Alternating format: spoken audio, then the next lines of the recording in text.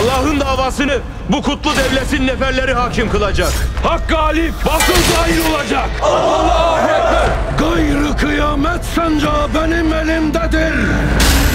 Bana yaşattıkları evlat acısının intikamını Melikşah'tan pek fena alacağım.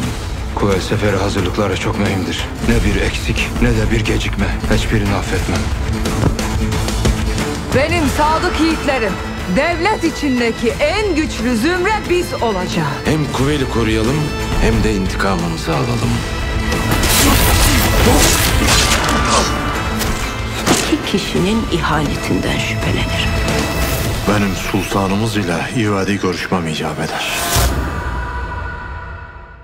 Uyanış Büyük Selçuklu Pazartesi günü TRT 1'de.